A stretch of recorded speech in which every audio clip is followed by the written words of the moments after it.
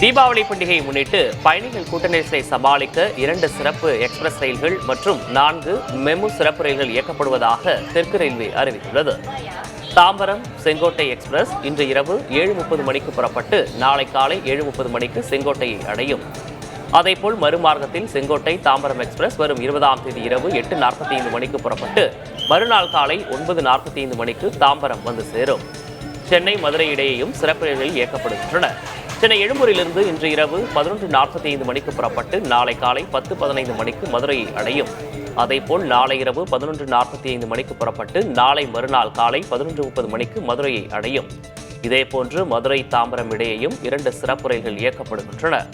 மதுரையிலிருந்து நாளை மதியம் 12 மணிக்கு புறப்பட்டு அதே நாளில் மாலை 7:15 மணிக்கு தாம்பரம் சேரும். மதுரையிலிருந்து வரும் 21ஆம் தேதி இரவு 8:30 மணிக்கு புறப்பட்டு மறுநாள் அதிகாலை 4:30 மணிக்கு தாம்பரம் வந்து அடையும்.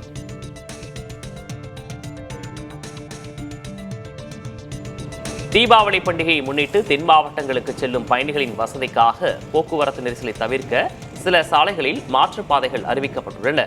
சென்னை திருச்சி தேசிய நெடுஞ்சாலையில் செங்கல்பட்டு அருகே மேம்பால பணிகள் நடப்பதால் இன்றும் நாளையும் கிழக்கு கடற்கரை சாலை மற்றும் GWT சாலைகளை பயன்படுத்தலாம் என அறிவுறுத்தப்பட்டுள்ளது.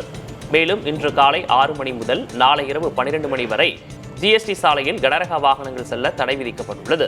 பயணிகள் தாமதங்களை தவிர்க்கவும் நெரிசலை தவிர்க்கவும் இந்த மாற்றுப்பாதைகளை பயன்படுத்துமாறு காவல்துறை அறிவுறுத்தியுள்ளது.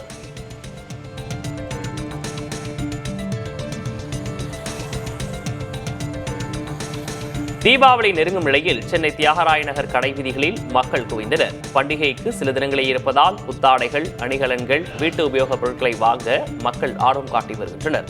அதேபோல் தீபாவளிக்காக சொந்த ஊர்களுக்கு செல்ல உள்ள வெளி மாவட்டத்தினரும் தியாகராய நகரில் இறுதிக்கட்ட ஷாப்பிங்கை மேற்கொண்டனர்.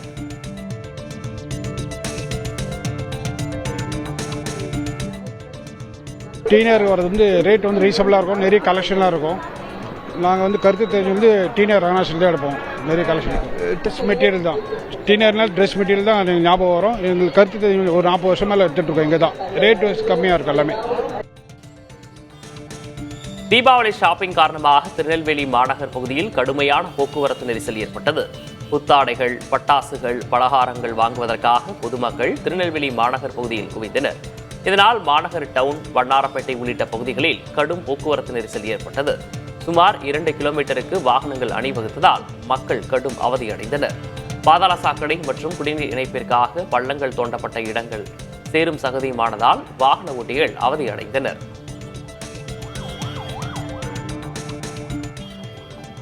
நாடு முழுவதும் தீபாவளி பண்டிகை நெருங்கிவிட்டதால் புத்தாடை, பட்டாசிற்கு அடுத்தபடியாக பாரம்பரிய பலகாரங்களின் விற்பனை தற்போது சூடுபிடிக்க தொடங்கியுள்ளது.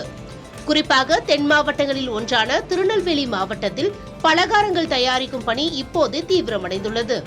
திருநெல்வேலி பாளையங்கோட்டை பகுதியில் இனிப்பு மற்றும் கார வகை பலகாரங்கள் இரவு பகலாக தயாராகின்றன. முறுக்கு, தேன்குழல், அதிரசம், முந்திரி கொத்து, நெய் உருண்டை என பலகாரங்களின் பட்டியல் நீள்கிறது. இவற்றில் தனி சிறப்பு எதுவென்றால் பாரம்பரிய முறைப்படி புழுங்கல் அரிசியை ஊற வைத்து அரைத்து தயாரிக்கப்படும் கைகொத்தல் முறுக்குத்தான். இந்த முறுக்கின் சுவைக்கு அடிமை என்பதால் ஏராளமானோரின் தேர்வாக உள்ளது. இந்த ஆண்டும் கைகொத்தல் முறுக்கின் விற்பனை அமோகமாக இருக்கும் என வியாபாரிகள் நம்பிக்கை தெரிவித்துள்ளனர். வெளியூர் நபர்களும் ஆர்டர் கொடுத்து வாங்கி செல்கின்றனர். பாரம்பரியத்தின் சுவையோடும் மனத்தோடும் இந்த தீபாவளியை வரவேற்க திருநெல்வேலி ஆயத்தமாகிவிட்டது. தீபாவளி பண்டிகையை முன்னிட்டு புதுச்சேரியில் ரேஷன் அட்டைதாரர்களுக்கு தீபாவளி பரிசு தொகுப்பு வழங்கும் திட்டத்தை முதல்வர் ரங்கசாமி தொடங்கி வைத்தார். அரசு ஊழியர்கள் மற்றும் கௌரவ ரேஷன் அட்டைதாரர்கள் தவிர மற்றவர்களுக்கு இந்த பரிசு தொகுப்பு வழங்கப்படுகிறது. பின்னர் பேசிய ரங்கசாமி தீபாவளி பண்டிகையை ஒட்டி அமைப்பு சாரா தொழிலாளர்களுக்கு 2000 ரூபாயும், கட்டிட தொழிலாளர்களுக்கு 6000 ரூபாயும் விரைவில் வங்கிக் கணக்கில் செலுத்தப்படும் என கூறினார். மேலும் மக்களால் தேர்ந்தெடுக்கப்பட்ட அரசுக்கு அதிகாரம் வேண்டும் என்பதால் மாநில அந்தஸ்து கேட்பதாகவும் ரங்கசாமி தெரிவித்தார்.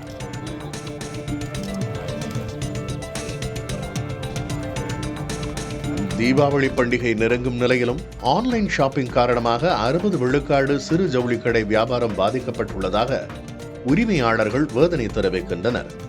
இந்த வருடம் தீபாவளியை முன்னிட்டு பல்வேறு பொருட்களுக்கு மத்திய அரசு GSTயையும் குறைத்துள்ளது. இதனால் பொருட்கள் வாங்குபவர்களின் எண்ணிக்கை அதிகரிக்கும் என இருந்தாலும் சில சிறு தொழில்கள் முற்றிலுமாக அழியும் தருவாயில் இருந்து வருகின்றன. தற்போது மக்களிடையே ஆன்லைன் ஷாப்பிங் அதிகரித்ததாலும் பெரிய ஜவுளி கடைகளும் ஆன்லைன் வர்த்தகத்தை நம்பி பல புதிய செயலிகளை தொடங்கி மக்களை கவர்வதாலும் சிறு ஜவுளி கடைகள் பாதிக்கப்படுவதாக கடை உரிமையாளர்கள் வேதனை தெரிவிக்கின்றனர். இப்போ 5 வருஷம் நடத்திட்டு இருந்த கடையில் இப்போ ஒரு 3 வருஷத்துக்கு முன்னாடி இந்த வியாபாரம் சுத்தமாக இந்த 2 வருஷமாக இல்லை. இந்த தடவை தீபாவளி இன்னும் 1 வாரம் தான் இருக்குது. சேல் சுத்தமாகவே இல்லை. சரக்குலாம் நிறையா இறக்கியிருக்கோம். போன வருஷம்லாம் 4 பேர் வச்சு வேலை பார்த்த கடையில் இப்போ 2 பேர் தான் வச்சு வேலை பார்த்துட்ருக்கோம். நாங்கள் சரக்குலாம் வாங்கிட்டு வந்த சரக்குலாம் அப்படியே கிடக்குது. ரோட்டி வியாபாரம் அதிகமாக இருக்குது. ஆன்லைன் ஷாப்பிங் அதிகமாக இருக்குது. வரவங்களாம் ஆன்லைனில் எடுத்துகிட்டோம் தான் சொல்கிறாங்க. யாரும் அந்தளவுக்கு ஒன்றும் கஸ்டமரே ஏற மாட்டாங்க கடைக்கு. எதனாலன்னு பார்த்தோம்னா அந்த ஆன்லைன் பிஸ்னஸ்ஸு அது இப்போ பெருகிருச்சு. மொதல் 1-2 வந்துட்டு இருந்துச்சு, சின்னதாக பண்ணிகிட்டு இருந்தாங்க. இப்போ முழுசாக எல்லாருமே உள்ளே இறங்கிட்டாங்க. பெரிய கடைக்காரங்கெல்லாம் அவங்க ஒரு வெப்சைட் ஓப்பன் பண்ணிவிட்டு எங்கள்கிட்ட வாங்க ரேட்டை கம்மி பண்ணி தரேன்ட்டு அவங்க பாட்டுக்கு அங்கிட்டு இழுத்துறாங்க, கஸ்டமர்ஸ்லாம் இழுத்துறாங்க. இப்போ நாங்கள் எங்களை மாதிரி வியாபாரம்லாம் ரொம்ப கஷ்டமாக இருக்குது இப்போ எங்களுக்கு. எனவே ஆன்லைன் வர்த்தகத்திற்கு சில கட்டுப்பாடுகளையும் வரைமுறைகளையும் அரசு ஏற்படுத்த வேண்டும் என்பதே சிறு ஜவுளி கடைகள் நடத்தி வருபவர்களின் கோரிக்கையாக உள்ளது.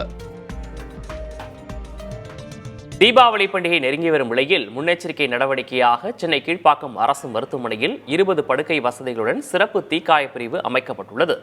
இது தொடர்பாக விவரங்களை நமது செய்தியாளர் வீரகுமார் வழங்குவதை தற்போது பார்க்கலாம். எக்ஸ்க்ளூசிவா 12 ஆண்களுக்கான பெட்டும் படுக்கையும், பெண்களுக்காக ஒரு 8 படுக்கையும் அமைத்திருக்கிறோம். 24 மணி நேரமும் எக்ஸ்பர்ட்ஸ் இங்கே டியூட்டி பார்ப்பாங்க. ஸோ எப்போ இந்த மாதிரி தீக்காயங்களோட வந்தானாலும் எல்லா ஆஸ்பத்திரிலையும் பார்ப்பாங்க. ஆனால் அதிகமான தீக்காயங்கள் ஏற்பட்டுச்சுன்னா ஒரு 10% மேலே எல்லாரையும் இங்கே ரெஃபர் பண்ணுவாங்க. இங்கே இருக்கிற ஸ்டாஃப் நர்சஸ் எல்லாருமே அதுக்குன்னு தனியாக பல வருடங்களாக இந்த மாதிரி சேவையை செஞ்சுட்டு வராங்க. பட்டாசாலையோ இல்லை வெடி மருந்தாலேயோ தோல் பெயர்ந்திருக்கலாம் அல்லது தோல் முழுமையாக மாற்றக்கூடிய அளவிற்கு கூட பாதிப்பு ஏற்படலாம். அப்படி இருக்கக்கூடிய நேரத்தில் என்ன மாதிரியான சிகிச்சை பண்ணுவோம்? நமக்கு அந்த தோல் எக்ஸஸா இருக்காம இங்கே நம்மளுக்கு தனிப்பட்ட முறையில் தோல் வங்கி இருக்குது. இது பல இடங்களாக இங்கே இயங்கிட்டு வருது. அந்த ஒருவேளை நிறைய இடங்களில் லைக் 80% அந்த மாதிரி பர்ன்ஸில் தோல் இல்லாமல் போயிட்டுதுன்னா அந்த தோல் வங்கியிலேருந்து அதை மேலே வச்சு அதை ஒரு பாதுகாப்பாக வச்சு அதுக்கப்புறமேல அது சரியாகிறதுக்காக அதை அவங்க யூஸ் பண்ணுவாங்க. தீபாவளி பண்டிகையை ஒட்டி ஆம்னி பேருந்து கட்டணம் 2-3 மடங்கு உயர்ந்திருப்பதாக குற்றச்சாட்டுகள் எழுந்துள்ளன. இது குறித்த மக்கள் கருத்துக்களை என்ன நினைக்கிறது தமிழ்நாடு பகுதியில் தற்போது பார்க்கலாம்.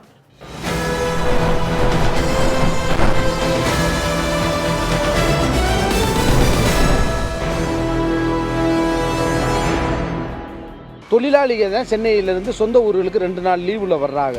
அவங்களுக்கு அவங்க வேலை ஆகிற கம்பெனியிலேருந்து ஒருத்தருக்கு கொடுக்க வேண்டிய தீபாவளிக்குன்னு கொடுக்குறது 10,000 ரூபா தான் போனஸ். அதில் 4,000 ரூபாயை பஸ்ஸுக்கே கொடுத்துட்டாங்கன்னா அவங்க வீட்டில் போய் மீதி 6,000 வச்சுட்டு தீபாவளி எப்படி குடும்பத்தோட சந்தோஷமாக இருக்க முடியும்? எல்லா வருஷமும் தொடர்ந்து நடந்து தான் இருக்குது. இதை தடுக்கிறதுக்கு அரசாங்கமும் சொல்லிட்டு தான் இருக்காங்க. நாங்கள் இவ்வளோ பஸ்ஸை 5,000 பஸ்ஸை விட்டுக்கிறோம், 10,000 பஸ்ஸை விட்டுக்கிறோன்னு. ஆனால் அது ஒரு நிரந்தர தீர்வாக எனக்கு இது தெரியல. ஃபெஸ்டிவல் டேஸில் பார்த்திங்கன்னா எக்ஸ்ட்ரா பஸ்ஸு பார்த்திங்கன்னா மக்களுக்கு சப்போர்ட் பண்ணி குறைந்த கட்டணத்தில் பண்ணாங்கன்னா இன்னும் மக்களுக்கு பார்த்திங்கன்னா கொஞ்சம் ஹெல்ப்ஃபுல்லாக இருக்கும். ஏசிக்கு இவ்வளோ அமௌண்ட்டு, நான் ஏசிக்கு இவ்வளோ அமௌண்ட்டு, கவர்மெண்ட் பஸ்ஸுக்கு எப்படி அமௌண்ட்டு ஃபிக்ஸ் பண்ணுறாங்களோ அதை கவர்மெண்ட்டு தான் இது பண்ணுது. வருஷம் தொடர் விரையாத்தான் ஓடுது. ஆம்னி பஸ்ஸு அவங்க இஷ்டத்துக்கு விலைவாசி ஏற்றிக்கிறாங்க. சிலது அர்ஜென்ட்டுக்கு வர்றதுக்கு கூட்டம் அலமோதுது. இதை பயன்படுத்தி என்ன செய்கிறாங்க, ரேட்டுகள் கூட வச்சு பண்ணுறாங்க.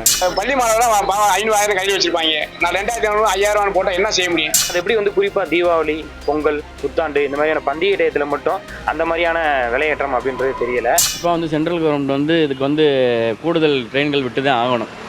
ஏன்னு கேட்டிங்கன்னா ரொம்ப எல்லாமே கஷ்டப்படுற மக்கள் தான். ஆனால் இந்த நேரங்களில் கவர்மெண்ட் பஸ்ஸு குறைச்சி விடுறதுனால தனியார் பஸ்ஸு அவங்க இஷ்டத்துக்கு விலைவாசிகளை கூட்டி கேட்டுக்கிறாங்க. டவுல் பங்கோட 3 பங்கு காசுலாம் கூட்டுறாங்க. இப்போ 1,000 ரூபாய்னா 3,000 ரூபாய்னா கூட்டிடுறாங்க. அந்த டைமில் நீங்கள் எக்ஸ்ட்ரா ட்ரெயின் கூட விடலாம், அரசு பேருந்து விடலாம். ஒரு தனியான கண்காணிப்பு குழு அமைச்சிருக்காங்க. முடிஞ்ச பண்டிகை காலத்தில் கூட அளவுக்கு அதிகமான ஆம்னி பேருந்துகளுக்கு அபராதம் விதித்த காட்சிகள் எல்லாம் நம்ம பார்த்தோம். எங்கெங்கன்னா ஸ்டாப்பிங் அவங்க வைக்கிறாங்களோ அங்கே அதிகாரிகள் அரசு அதிகாரிகள் இல்லை போக்குவரத்து அதிகாரிகள் அங்கே எடுத்தாங்கன்னா நல்லா இருக்கும்ன்றது என்னுடைய கருத்து. மக்கள் மத்தியில் இது ஒரு பெரிய ஒரு பிரச்சனை தான் உருவாகிட்டு இருக்கு.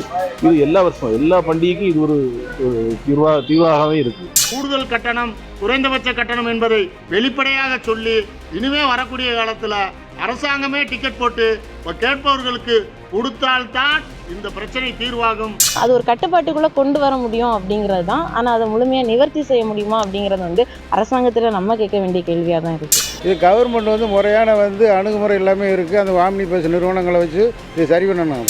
அவங்களும் அவங்க தரப்புகளும் அந்த நேரத்தில் அதுக்கு உண்டான ஒரு சொல்யூஷன் கிடைக்கும். அதனால் அதையும் செய்யணும் அவங்க கூடுதலாக. அரசே வந்து இன்றைக்கு ஆம்னி பேருந்துகளை இயக்கக்கூடிய ஒரு திட்டத்தை செயல்படுத்துறதுக்கு முன் வந்திருக்கும் போது நிச்சயமாக இதற்கான தீர்வு ஏற்படும்ன்றதை நம்ம நினைக்கிறோம். இன்னும் சிறப்பான சேவைகள், பஸ் வசதி, ட்ரெயின் வசதியை பண்ணி கொடுத்தா நல்லாயிருக்கும்.